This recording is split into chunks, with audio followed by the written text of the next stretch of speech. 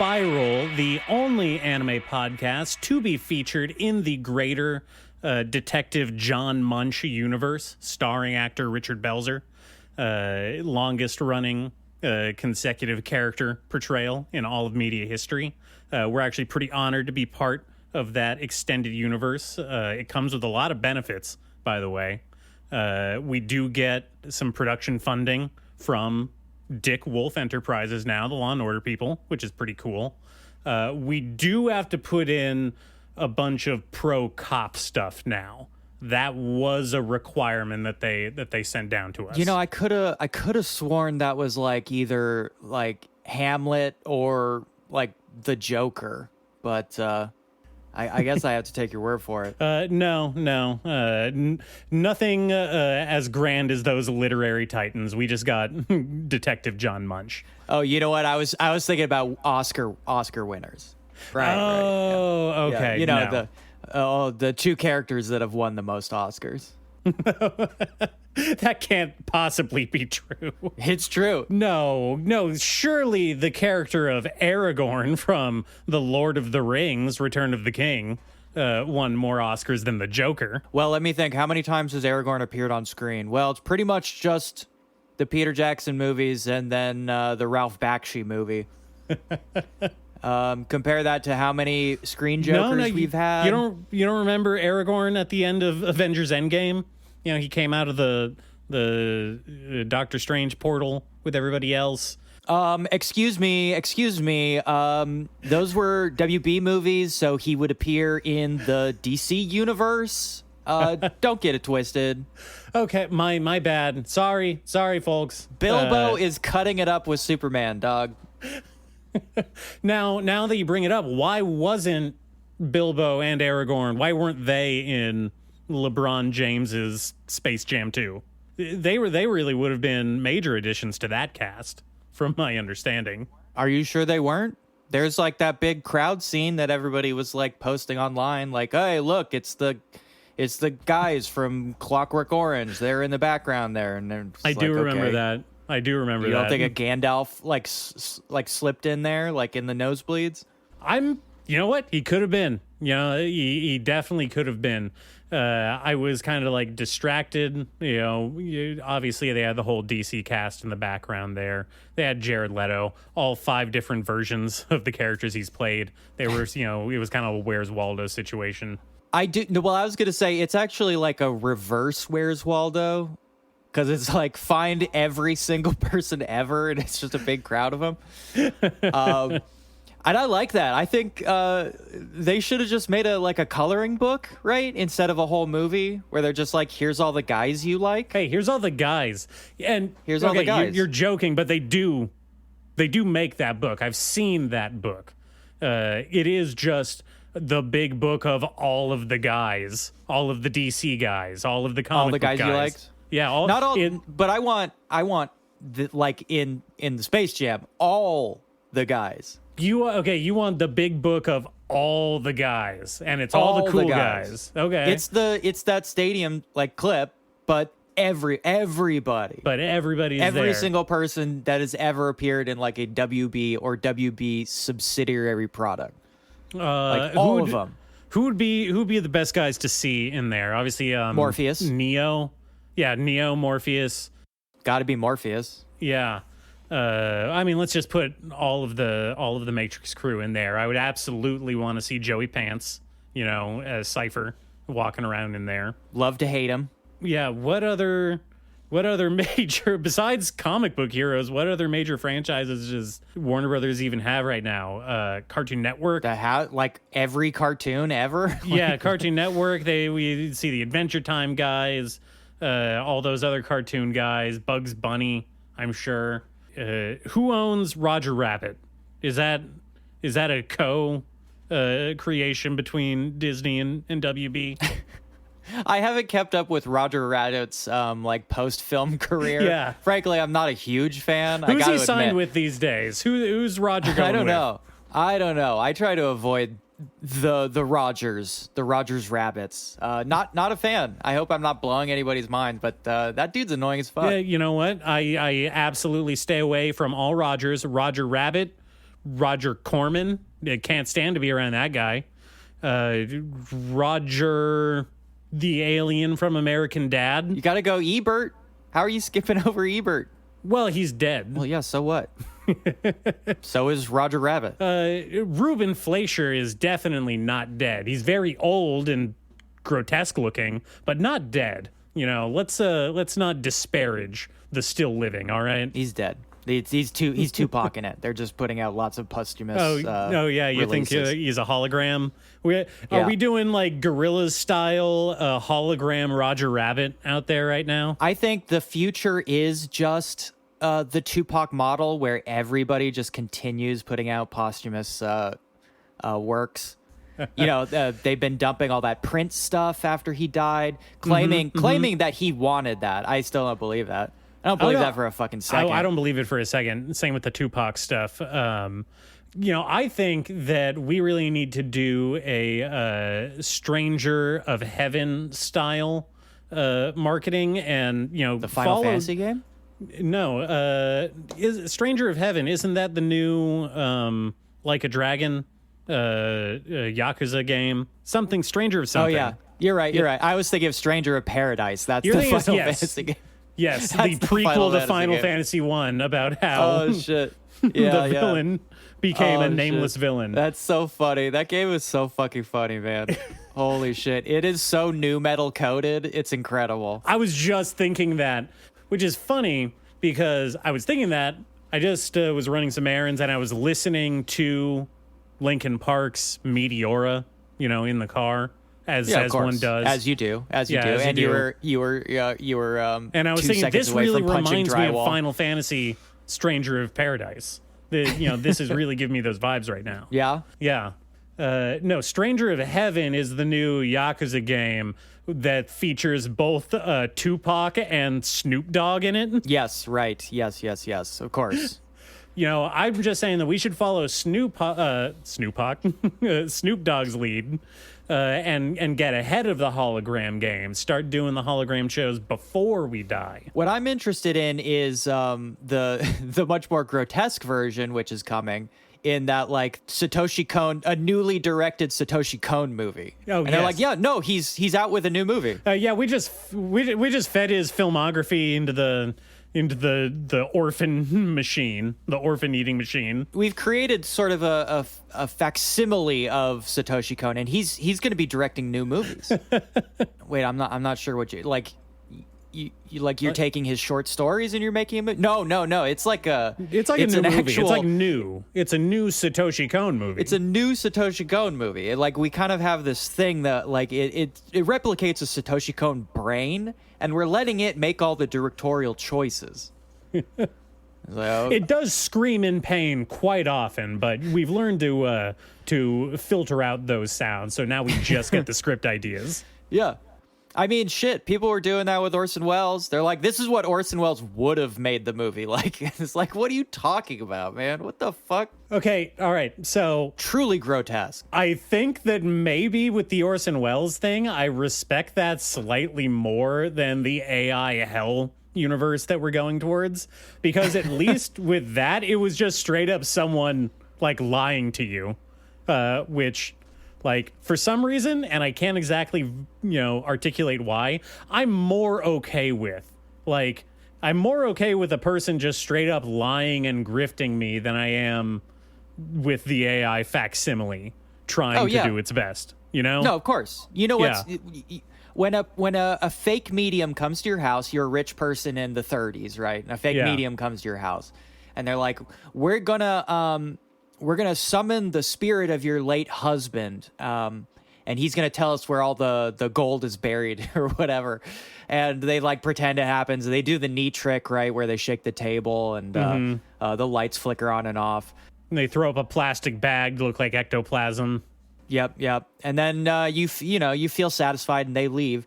That's obviously preferable to this sort of like neo-necromancy where they actually try to like replicate the dead and like puppeteer their zombie corpse around. That is obviously more grotesque and immoral and evil and hateful and all the other terrible adjectives I could assign to digital necromancy, which is one of the worst things that has ever happened to us. Yeah, it's bad. And I think maybe one of the aspects that gets to me about it is the enthusiasm with which these people are trying to sell us on it.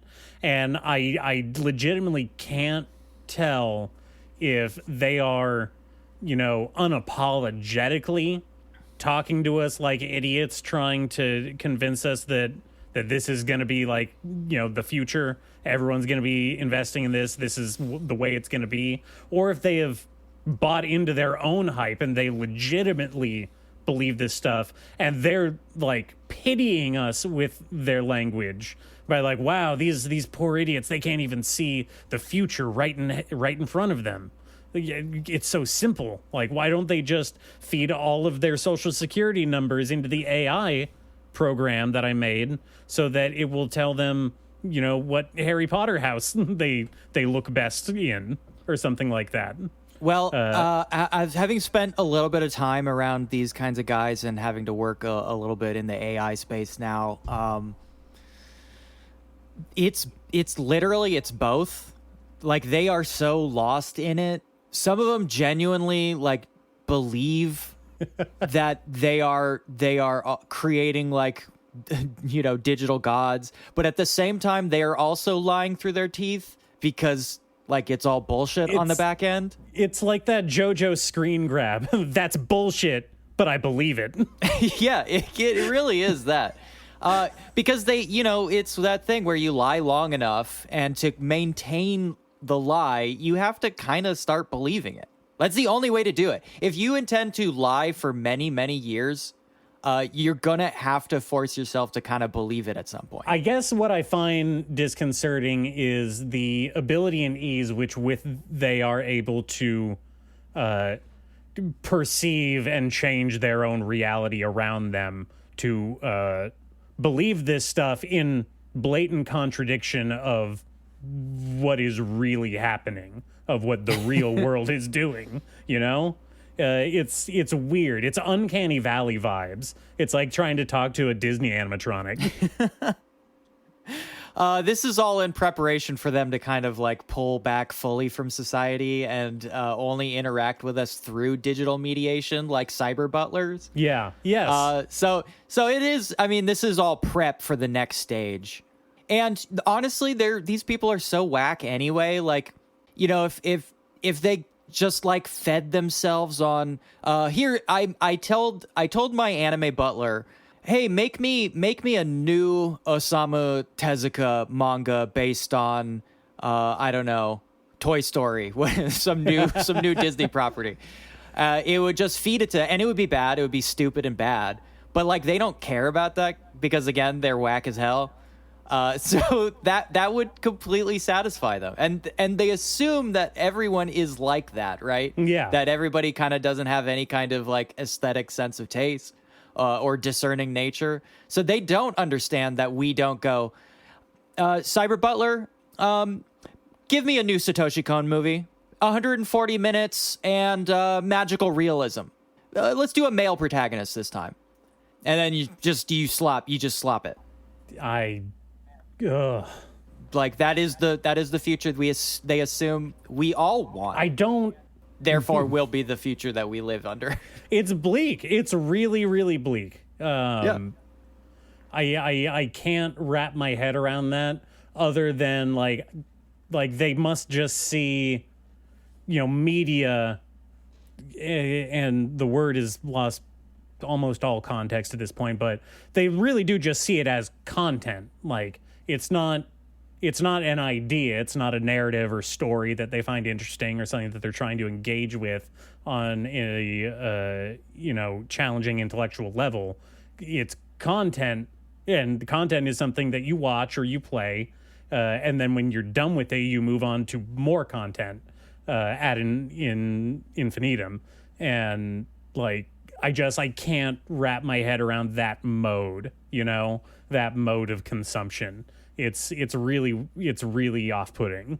Well, it's like, when I don't even remember how people found out. I think they just data mined his like Blizzard account or whatever. But when people were like, hey, like Elon Musk was playing his Diablo character when he clearly was like doing other things. So he's like paying a guy to play Diablo for him. Yeah, yes. I think it was actually Path of Exile 2 is what he was Path playing. of Exile? Yeah. Was it Diablo when he was streaming it and everybody was like, kill yourself? No, that was the stream was Path of Exile. I think you're right. There was the thing with his Diablo character where people notice it was being, people were grinding on it when he was supposedly at like events and stuff, which is such loser behavior. Oh my God, it's such loser shit. I can't believe it. Oh, it's crazy. Yeah, no, Path of Exile was the one where he, was doing a stream and his character was obviously very like fine-tuned, decked out for PvP, kind of like, very granular kind of build that would take a lot of skill to play at a very high level. And he just sucked at the game. He played like somebody who had never played it before. And was like, yeah, no, I've played 75 hours in this game. I didn't realize that's what he sounded like. And then he logged off after people started spamming Grimes doesn't think about you in the chat. It was Your children very funny. hate you. Your children hate you and you should kill yourself. Which is what we should be posting. That's the only thing you should ever post to a rich guy. It's really the only thing anybody should say to Elon Musk in any context, written or verbal, like in person. People shouldn't say like, "Oh, hey, hi, Elon, how you doing?" They should say, "Your children hate you and you should kill yourself." Eat a bullet. Yeah. Oh, hey, Elon, kill yourself. You done that yet? Hey, Elon, suck on a gun. Just a thought I had. Well, I will say, in the future, the long-term future is not as grim because if you look at the economics right now, it's pretty clear that a lot of these data centers aren't getting off the ground, and frankly, like there's no possible way to maintain compute levels at the price range that these companies are selling to consumers. So a lot of this stuff is just going to like tumble away. So don't completely lose hope. And but you know what? In the even more immediate future, we have human created anime that's still being produced like by people. I mean, they're using computers, obviously. They're using computer. They stopped using pencils and shit, but they're using computers. But there's still a guy doing it. There's a really close to death, sickly man sitting at a computer desk somewhere, grinding this shit out for your entertainment, making the absolute most mids anime. He has one tube going into him that says mangaka food, and one tube coming out of him that says manga. Yes, he's wearing the Dune suits, the Dune desert suits, but for anime. Yes, exactly. Man, don't give Mappa any ideas. They're putting him in the tubes. They're putting him in the mangaka tubes. Yes, I think what you're trying to drive us towards is that we are in summer 2026 anime territory. Summer 2026 anime is coming. It's already summer somehow. 250, the big 250. And you know what that means. 250 years of anime. 250 years of anime. That's right. And we're celebrating. We're celebrating at the White House. We're celebrating on the Capitol Mall, right? 250 years of anime. It turns out it's not as popular as everybody thought it would be. But you know what? It's popular with us because on this show, we like anime. And there's like a bunch of it coming out literally next week. And some of it actually looks good. On our doorstep right now. Some of it looks good. I was telling you before we started recording that this season maybe is a little less stacked than last one. I think that we were a little well fed. We got spoiled a little bit last season. There was a lot of stuff worth considering there. I watched like 5 shows all the way through the season, which is unheard of. I watched a show that I hadn't read the manga of. That's fucking insane. Crazy, dog. That's crazy. That's crazy. Yeah. That's wild. I did go back and read the manga, though. I will. I have to admit. I mean, you have to. You have I have to. Mm-hmm.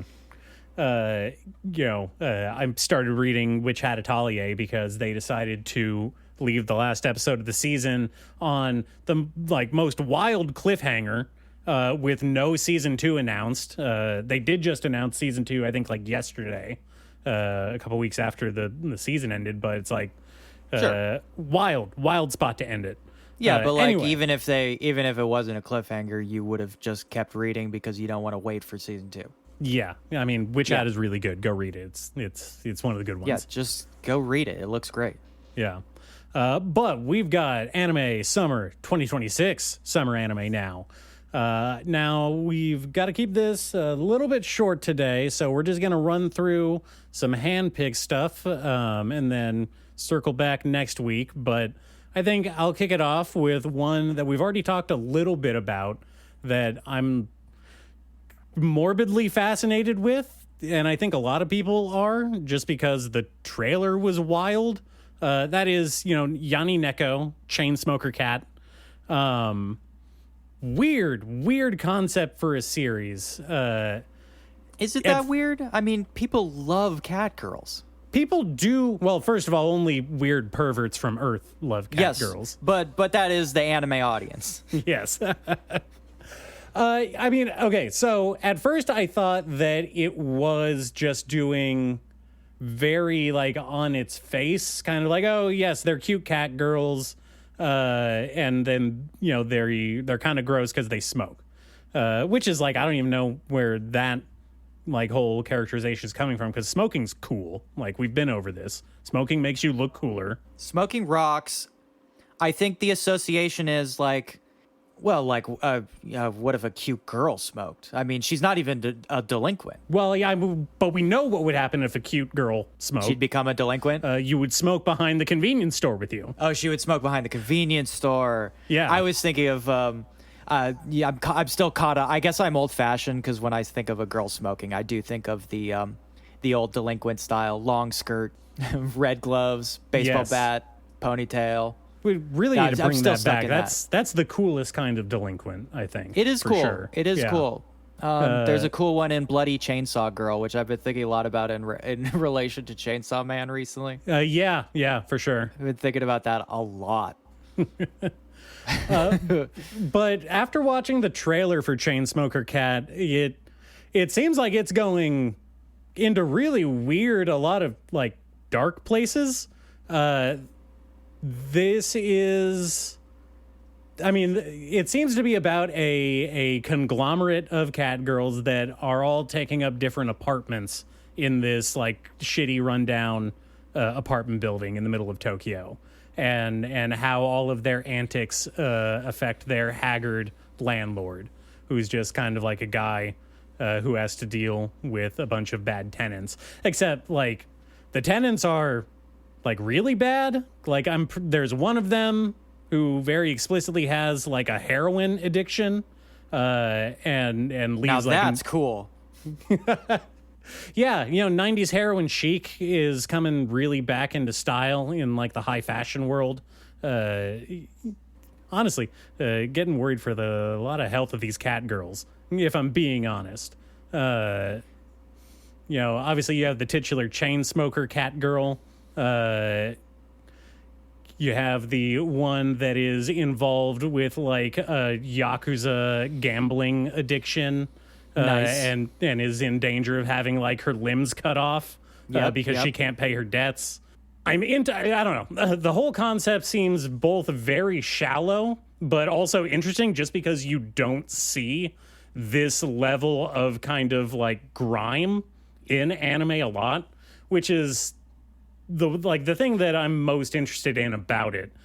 Can you think of a lot of other examples of stuff where it's just it is just gross? It's not even trying to do the whole Gap Moe thing where it's cute girls doing gross shit, which it is, but it's really focusing in on the fact that these are despicable like broken broken individuals.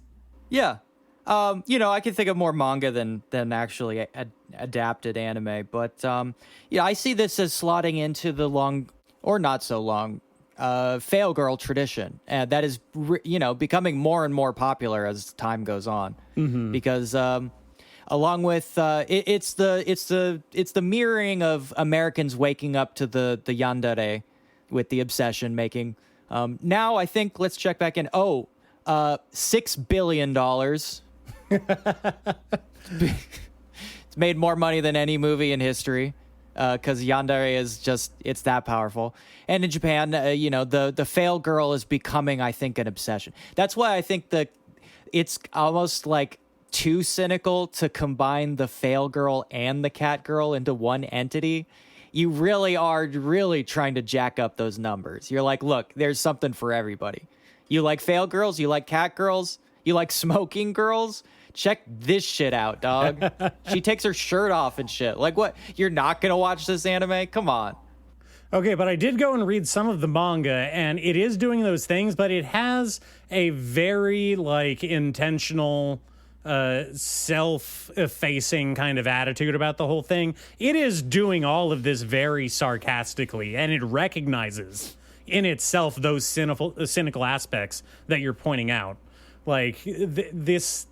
you gotta be this ironic. Is done with intention, I believe. You gotta be ironic. Yeah. We're living in the 22nd century. I think it's very much in that vein of none of my other manga got picked up by a publisher. Let's see if they'll go for this shit. What do you think about this? It's a Chainsmoker Cat girl. And so that's actually kind of interesting. Keep doing that. Keep doing that. Yeah, I think I briefly mentioned Your Girl Happy, right? The manga that started kind of recently about the fail girl, whose entire life is misery, and has to pretend she's happy because she has a job at a pediatrician's office. And I wish I remembered the name, but there was also a sort of recent manga about a woman who was once an assassin and became a fail girl. Oh, no. Are you talking about Nighthawk Returns? Yeah, I think so. I think that was what it was called. Yeah, I talked about that a couple months ago, I think. I've been following that one a lot. I really like that one.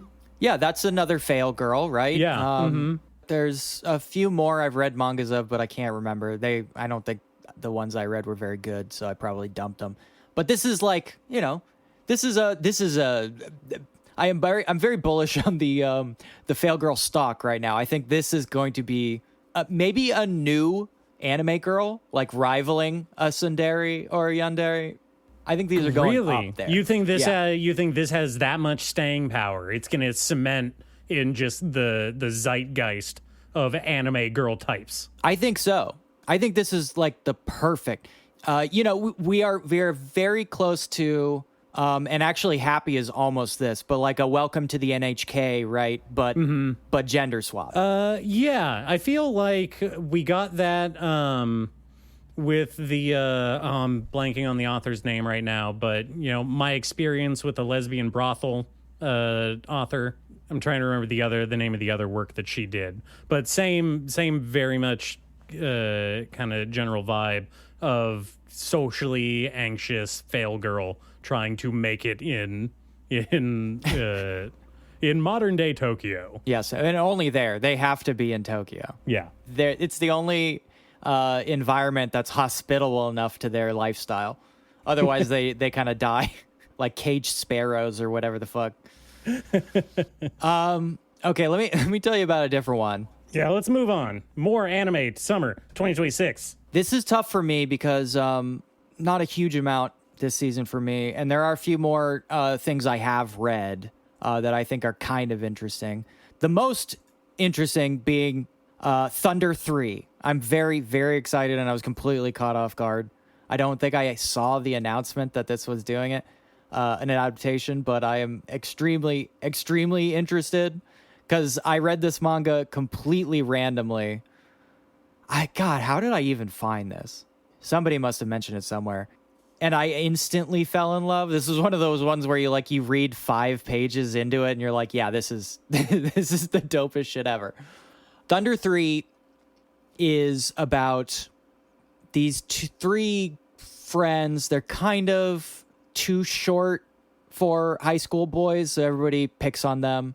They're called the loser club. Yeah, they're called the short 3 or the mini 3 or some shit like that. But they're they're okay. They're all right. But they live inside of a cutesy anime world, sort of like a kid anime world, almost like something like a Nichijou, right? Like kind Sure. of like a carefree, cutesy, like funny gag kind of world. Yeah. Mm-hmm. And they're drawn like that. They're little chibi guys. Until one day, their science teacher lends them this PS3 game, I think it was. Some kind of DVD. And when they play the DVD, it opens a portal in their TV to the real world, quote unquote real world. And they decided, as you would, to go and check it out. So they climb through and they discover that, unlike in a more traditional Portal fantasy or older anime where your setting dictates your form, right? Mm-hmm. We've seen these kinds of things where you transition between worlds.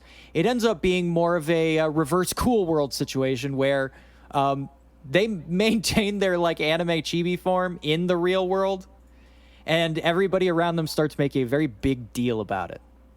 They freak out because they're seeing real life anime. Yeah, it would be grotesque. It would be awful. Yes, and they're freaked out by it. They're scared. Now, do you think that the real world people, are they seeing them Game Informer or I don't know, something like Mad Magazine in the late 90s, early 2000s would do insert pages of this is what Homer Simpson would look like if he was a real person. And it was a bad 3D render of a grotesque, vaguely Simpson looking kind of person with big, weird, overly detailed, human eyes kind of, you know what I'm talking about? Yes, but it's not like that at all. They appear as anime. They're seeing them as their full on cartoon 2D bodies. Yes, just in the real world. They see them as anime, and in fact, that's basically the first thing everybody says is, "Whoa, those boys are anime." They just say that, which is great. Hey, check out those anime boys over there. Look at those. What is that? They're anime. There's some anime over there. They're very confused. Hey, boys, you anime today? Are you anime? And it turns out that they are not the weirdest thing happening in the real world, though, because they have intruded on a world that is currently being Half-Life 2'd. So everybody's not that freaked out about them. They're more freaked out about the occupying alien army. The invading aliens. Yeah, which are actively going around and suppressing humanity. Everywhere, murdering people Are they freaky aliens, or are they just green humans? No, they're freaky. I mean, they wear the full Jinro outfits most of the time, but sometimes you get a helmet off and you see that they're freaky weird guys.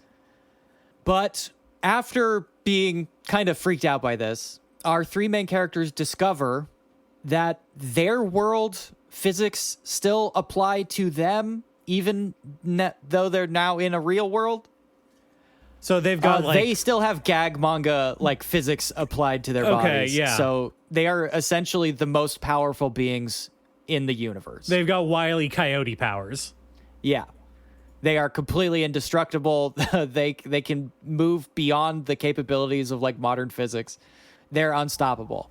They can harness the power of smear frames. It's yeah. There's a frame rate power. They have to stop the manga to explain it. It's really boring. Nobody cares. It only lasts for 1 chapter. Yeah. This is fucking really great. It hits the exact right tone constantly, somewhere between desperately taking its sci-fi plot seriously, but also treating it with the amount of nonchalance that allows you to just enjoy yourself. It's a tightrope to walk tonally. But the author absolutely does it, and it's incredibly fun. It's just cool as hell. And I don't know how the animation is going to turn out. Obviously, this would be even harder to nail in an anime. I have no idea how they're going to manage it. I'm very interested to see the attempt, but I'm very excited. This is probably the most exciting thing to me happening this season. It looks cool. I was just looking at some of the screen grabs from the manga, or I guess it's pages. Great. Yeah, it looks awesome. It looks really cool. It's so good. I love it. All right. I got another one, another anime 2026 summer anime that piqued my interest here. I am kind of looking forward to young ladies don't play fighting games. Did you know that? I'm pretty sure that maybe that's not a true statement. I think I've known more than maybe a couple ladies that do in fact actually play fighting games. But I've met very few people that play fighting games in general, to begin with. Yeah. I've met a couple. You say I went to college, so you know I've met people. Oh, I don't count Smash Bros. What about Tatsunoko versus Capcom? Do you count that? Yeah, that's fine. I guess. Right. No, this is this season's Rock is a Young Lady's Modesty. You know, the general concept is that it is a group of high school girls who go against form, you know, and play fighting games. Specifically Street Fighter 6 is what they're playing. Yeah. I would be mad if they weren't playing Street Fighter. Yeah, honestly, and it is licensed. That is kind of what interests me in this whole thing to begin with, is that the scenes of them like actually fighting each other, are recordings of actual matches that happened at Japanese Street Fighter 6 tournaments. Like winning matches are what's getting used for these segments in the anime, which I thought these girls. Not only do these girls play fighting games, but they play at a professional level. They play at a national professional Street Fighter 6 level. Yes. Okay, now it is starting to sound like bullshit.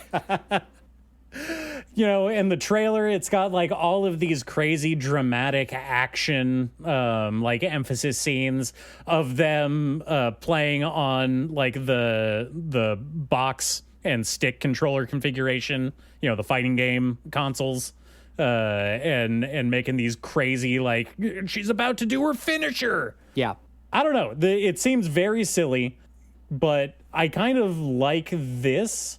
I like the concept of them just using actual Street Fighter competition footage for these bits, because in Rock is a Lady's Modesty, they do, which was like music based. It was about a girl band, as so many of them are, and like same with Bocchi the Rock, and I'm assuming probably like a Lucky Star before that.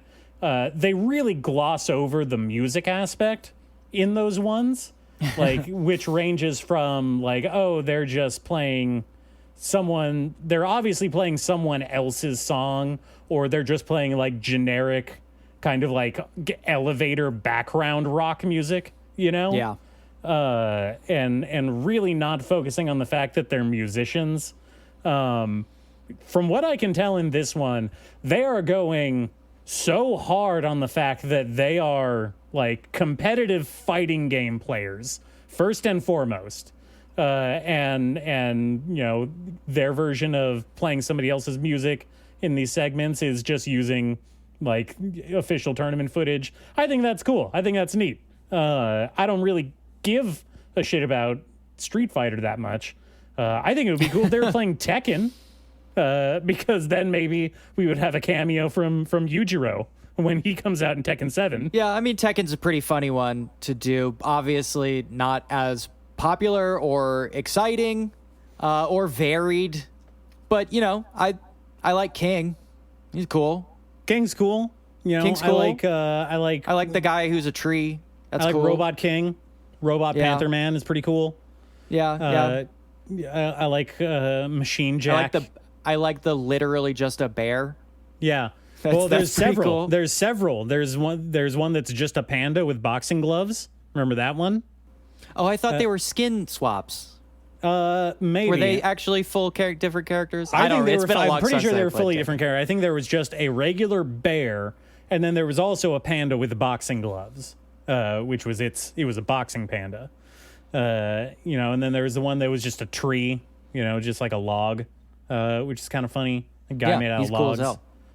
Very cool. Yeah, I've really only played I've played Street Fighter, I've played Mortal Kombat recently, I've played Skullgirls is my fighting game for more than a decade now or something. So it's a little out of my wheelhouse. I like that Mobile Suit Gundam one on the PS2. That was a pretty good one. Oh yeah, Gundam Battle Assault 2. That was the shit. Yeah, Gundam Battle Assaults. That's pretty good. Other than that, I will always go back to Street Fighter because I think that's the best. Excited for that movie, even though I don't know, I got mixed feelings about it. It looks interesting. You been seeing any of the new character releases for the new Street Fighter? Because the new characters for Street Fighter 6. Yeah, the new character for Street Fighter 6. Yes, I saw the Galaxy Girl, and I do love her. She's great. Yeah, I'm really interested in the Yasmin, the Filipino Street Fighter girl that's like the main character for this one. She looks really cool. And of course, Tifa. And of course, Tifa. Tifa. I mean, I'm going to be there for Tifa. Yeah, I mean, come on. You don't pretend. Nobody's pretend like you're pretending not here. on that team. There's nobody's pretending here. Okay, I want to talk about Jaadugar, a witch in Mongolia. Okay. And I want to talk about this one because I haven't read the manga. And also because here's really all I can say about it. This is the new Science Saru anime. Sold. I'm not really sure what else I need to say, I guess. No, I'm 100% on board. No questions asked. I don't really know what the studio breakdown is. I assume that they have, a few different productions going on at the same time. Since they're releasing Ghost in the Shell this season 2, I guess this is like the B team is working on this. Not to Yeah, I don't like the term any B team. I'm saying the second core, the spinning up core 2. Let's give them the Jaadugar. respect that they're due, and call them the lesser team. Team A. Yeah, Team A and Team 1. Yeah. I think this is obviously something that is not a Ghost in the Shell. This is not a retro legacy brand that they're bringing back to pump the studio up, because obviously Ghost in the Shell is great. They're great. Ghost in the Shell is it's an easy slam dunk. Ghost in the Shell is cheap heat. Yeah, it's a layup. It's a layup move for sure. It's a layup. Something like Jaadugar is not a layup. This is a show with a radically different anime style. This is a show it's a period piece about Mongolia. It's about a woman who is into reading books. That's Whoa. That's the main character. She's not playing fighting games. She's into reading books and using her knowledge to spread science and medicine in Mongolia. That's kind of the plot. I mean, she is a Ken main. Let's acknowledge that. But that's not her entire personality. She also likes reading books. Yeah, she uses a scalpel. Wow. Yeah, so a bit of a harder sell, I would say, than a Captain Kusaragi. I mean, the trailer, the art style that they're going with in this one looks amazing. Seriously. Yeah. And we've talked a lot about, how much we love Science Saru. They put out just top tier shit every time. This one has something that is so different than what I normally associate as an anime style. It's a breath of fresh air just looking at the trailer here. I like it when things look cool and different. I think that's a good thing. A good quality to have is originality in something like animation. Don't you agree?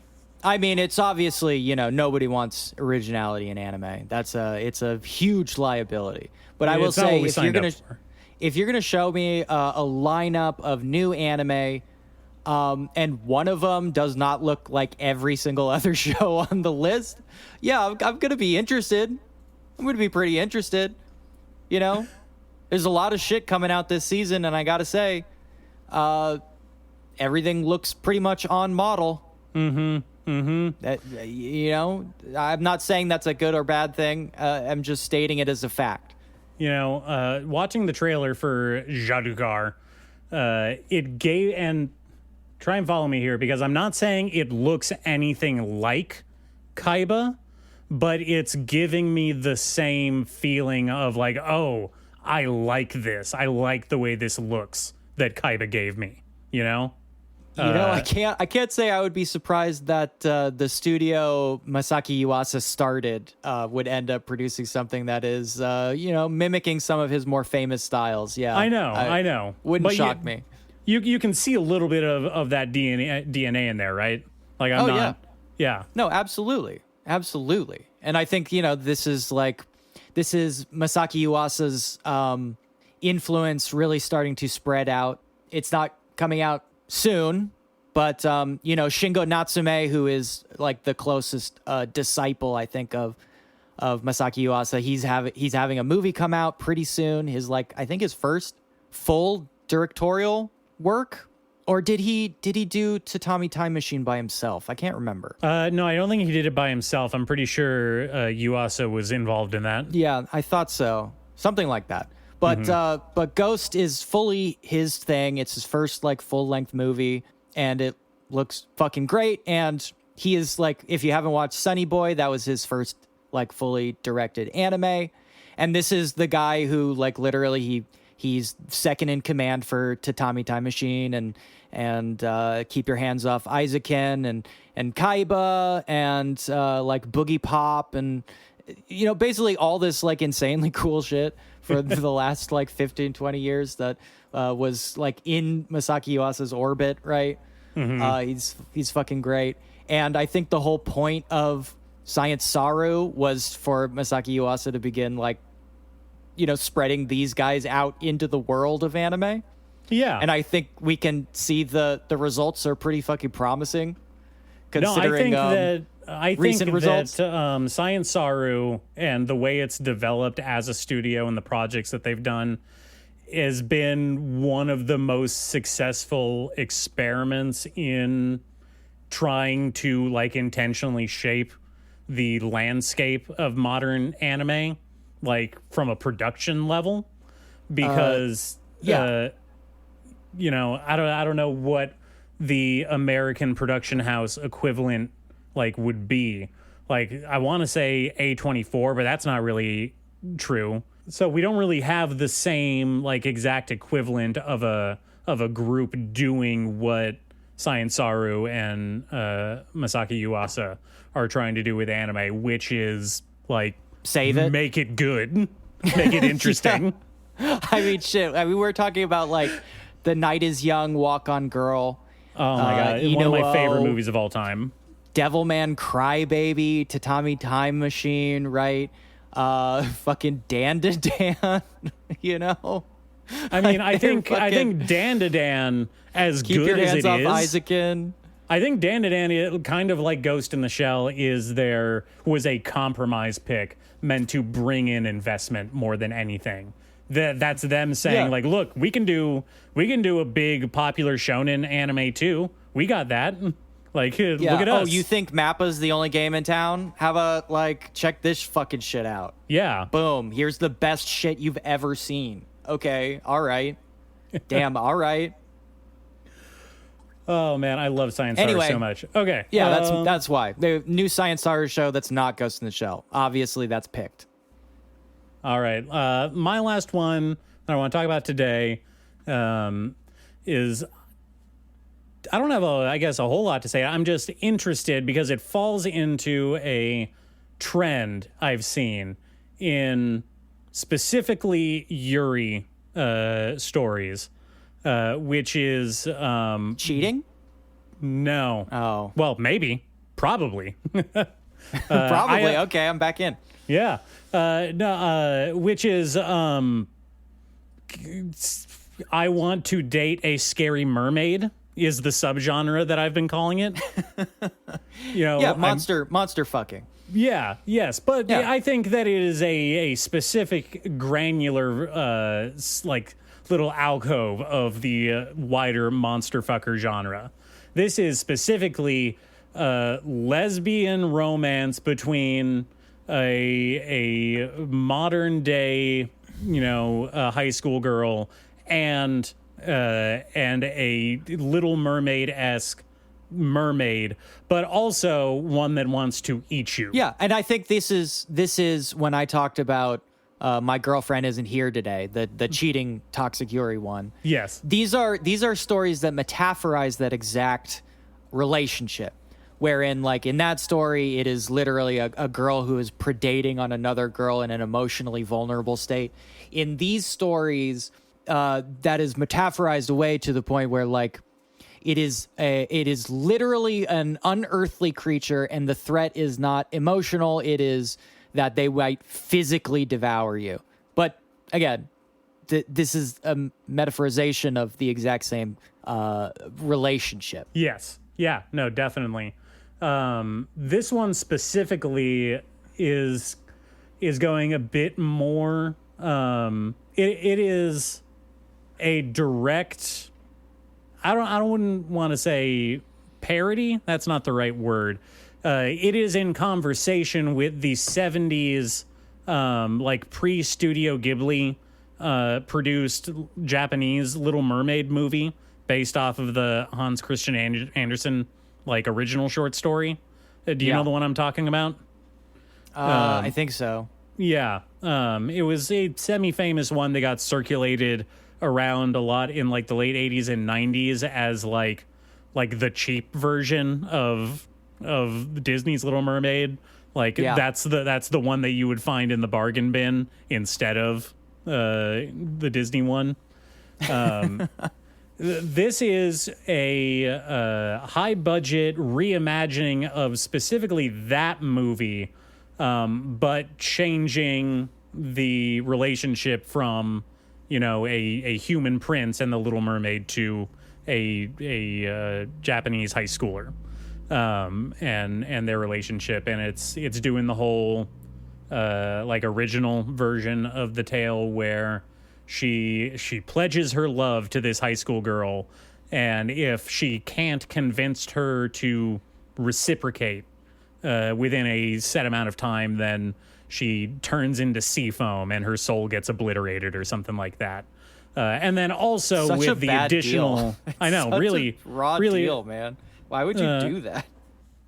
Well, I mean, I feel like a big theme of the Little Mermaid story in most versions of it is that the mermaid is like taking a bad deal to go be with her human love, right? She's self-destructive. Isn't that kind of a thing? Impulsive and self-destructive behavior. Yeah. And then obviously we have the added layer on top of this that she is a mermaid and mermaids want to eat people in this world. Right. Of course. And also, if you eat their flesh, you live forever. Yes. Well, maybe. That not true in this version?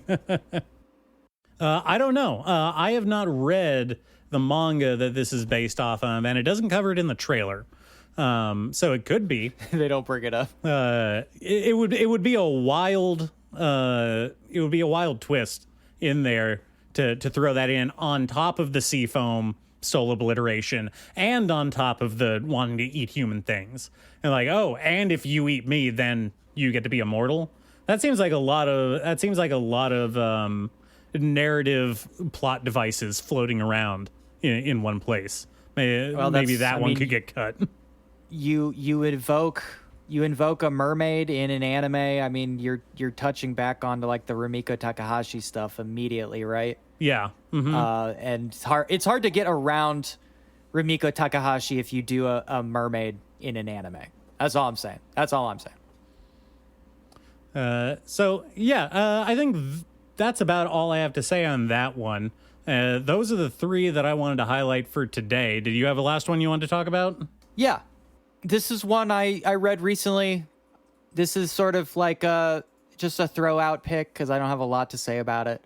I'll have more to say about stuff next time. But this one's called Dara-San of Reiwa. Yes. Okay. This was also on my list that I was going to talk about next week, but we can talk about it now. So this is about a big, sexy, four-armed snake lady. She is a cursed mountain god. Yeah, cursed with being a baddie. Well, sort of. Yeah. She has been the deity of this mountain seemingly for a very, very long time.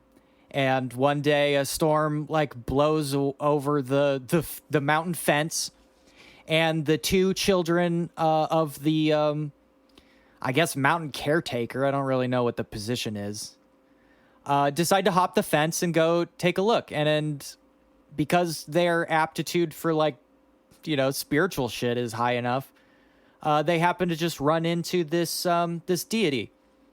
And for whatever reason, they are completely unfazed by the giant snake monster and decide to strike up a very strange friendship.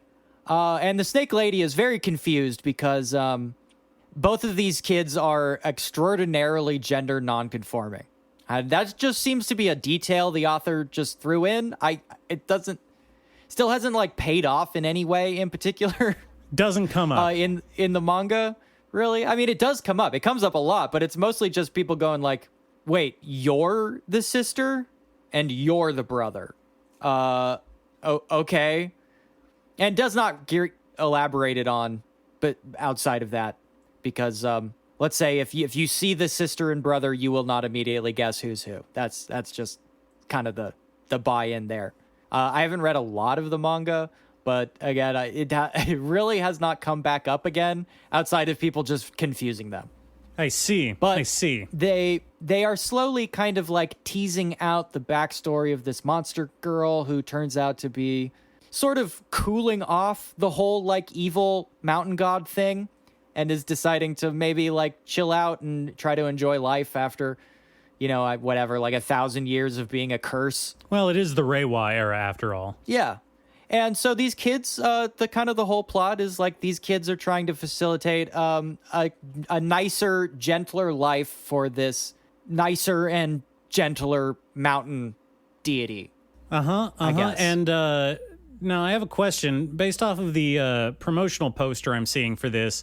What does dressing this mountain god in a bunch of weird, sexy cosplay costumes have to do with the story? Because just from the poster, we've got mountain snake god in sexy cat girl bikini, sexy maid outfit, sexy Santa Claus. That's a real popular one lately, I've noticed.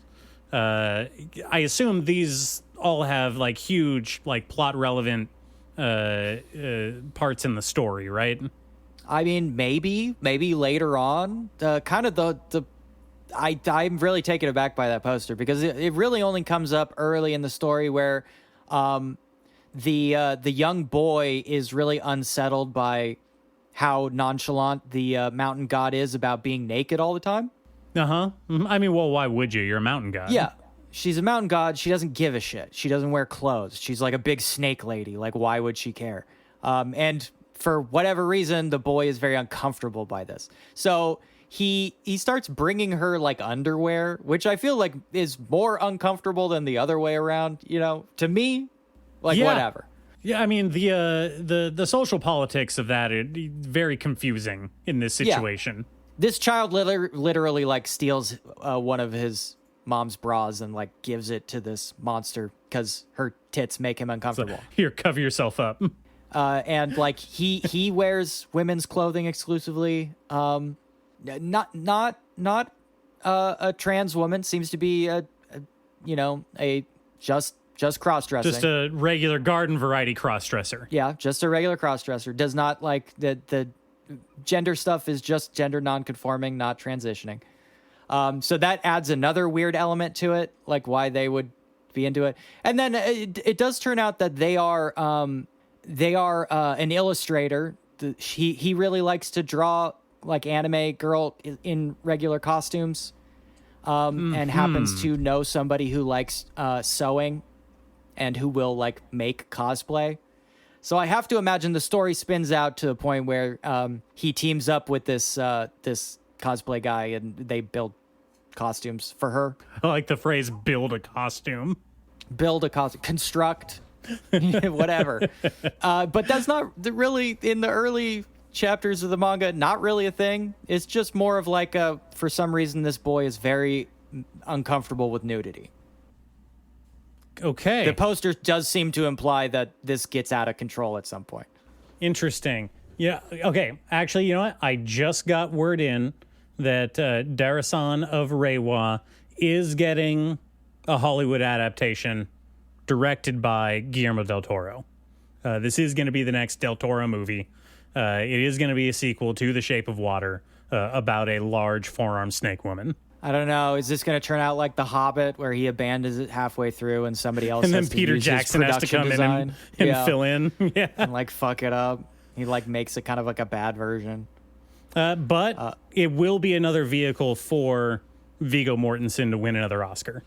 And he'll play the cross-dressing boy? Yes. That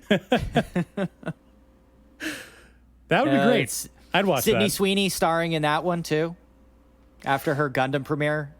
No, didn't you hear she got canceled? She's not woke anymore. No, she said I'm not canceled, and like, she uncanceled herself. She played the reversey card and was like, I'm not canceled anymore. Well, they figured it out. They figured out that you can just uncancel yourself. Look, if you are a cute girl, you can literally just say I'm not canceled anymore, and people will just shrug. They will just shrug and go like, okay. It doesn't work for everyone. It does not work for everyone. You know, Luc Besson is not shrugging his shoulders and coming back into. Well, I don't. You know, think... I say that now. Actually, that's not true. I think he is doing that. Yeah, I think he did back. that. I think people all around are basically deciding that actually canceling is fake, and you could just do whatever you want. Oh man, okay, this is deteriorating. We will be back next week with more Summer Anime 2026. Talking about the new season. Anime. Summer There will be anime. more anime in summer, and it's coming out next week. It's literally coming out next week. Some of it's already out. We haven't talked about World of Dancing yet. That already has an episode out. Yep. It's all coming fast. And it's all for the 250, baby, the big 250. Yeah, 250 years of anime death spiral. We've been doing it that long. Yeah, all on the 4th. All this anime comes out on the 4th of July. Weird how that works out.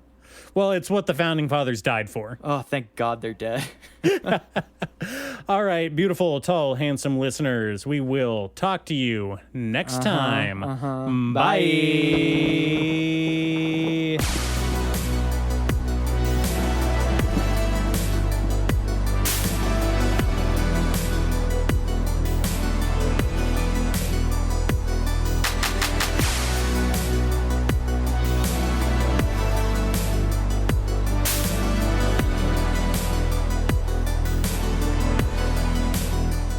It is my description of an objective reality. Sick of people describing things as opinions. It's bullshit.